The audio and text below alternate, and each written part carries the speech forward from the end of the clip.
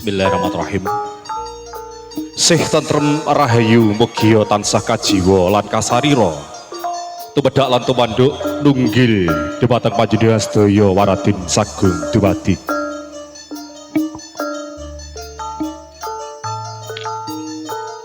Kunjuk wonten ing ngasaripun para pinisepuh, para sesepuh aji sepuh.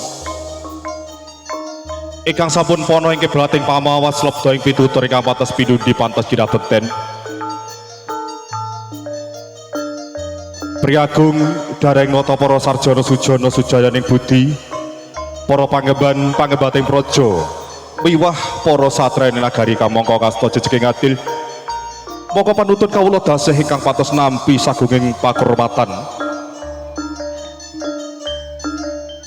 Para alim, para ulama, para kiai, para suci para santri ingkang rinten dalu tansah sumanding kitab suci wahyuning ilahi. Monggo panuntun kiblating panembah ingkang pantes nampi wahyuning kasutaman ingkang satuhu luhur ing budi. Baraya wirawiyata para karya labet praja kang mahambek luhur ing dharma.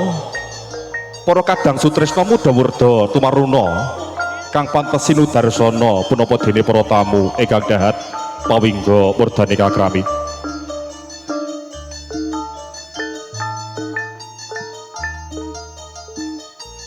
Kanthi linambaran pepayung budi rahayu miwah sewu agunging aksama kaparangga kawula wah muga miwaran suka menganing wicara dwaraning kandha.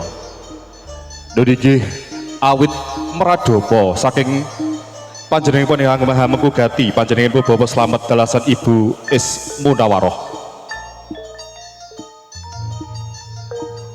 Hadanging sakderengipun kawula ngajengaken matur langkung rumiyin sumangga kula dherekaken panjenengan sedaya tansah memuja dhumateng ngarsanipun Gusti ingkang Maha Kawasa.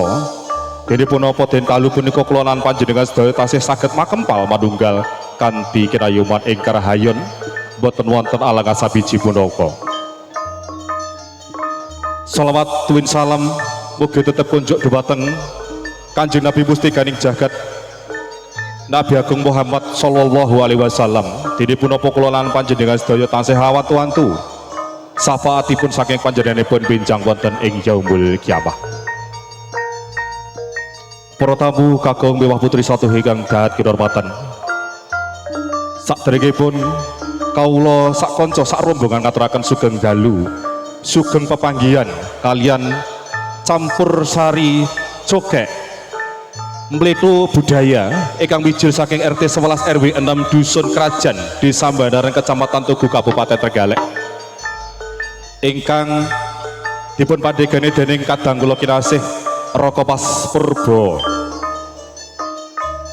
Estri Indriya dalu punika suwan ngabiyantara tinimbalan dawuh saking panjenenganipun ingkang Mengkugati, panjenenganipun Bapak Slamet Ebes dalasan Ibu Is Munawaroh pidalem wonten RT Setunggil RW Setunggil Dukuh Krajan Desa Gading Kecamatan Tugu Kabupaten Trenggalek. Madyaning suka kawidangan dalu punika panjenenganipun Mengkugati nunggih kan gadahi kagungan hajat nunggih tasyakuran kitanan ingkang putra ingkang paring asma Abi Iya Stilia Isla Octaviano. Mugi kemawon kanthi panjurung donga saking panjenengan sedaya lare ingkang dipun nembe kemawon dipun kitan punika sageta dadosa lare ingkang bekti dhumateng tiyang sepuh kekalih, bekti dumateng agamiminipun ugi bekti dhumateng negara lan bangsanipun. Amin amin ya rabbal alamin. Para tamu kakung miwah putri ingkang satu dahat kinurmatan, sawanipun wira pradangga kanca-kanca saking campur sari mletu budaya dalu punika ugi nganggatu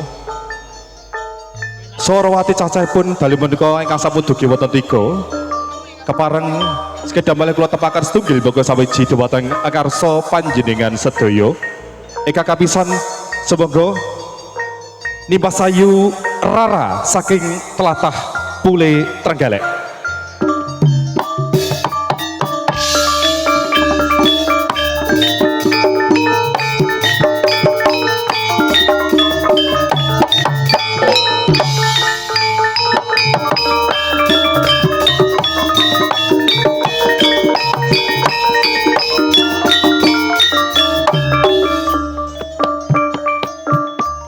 Dene kang salajengipun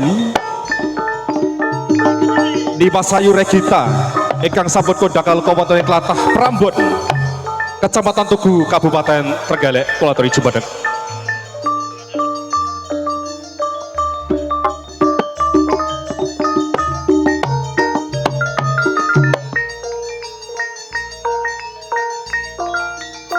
Dene kang ketiga panjenenganipun Dimas Ayu Ilvi Buki saking Tlatah Kecamatan Dongko Kabupaten Trenggalek.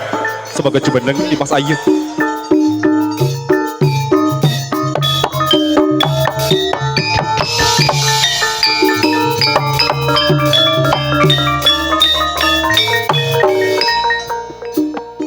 Diri saking kula pribadi minangka Kusri Pasugatan anak pranata katuraken Wilujeng Dalu Tanugi Panglebono datan para nyuruhe Allah semanggakan dumateng para tamu sidadahan. Wasana priagung ngaturaken Wilujeng Dalu lelenggahan katimangun suka sinartan mirsani saha midhangetaken ganti lumadening tata hadicara dalu punika nuwun matur nuwun.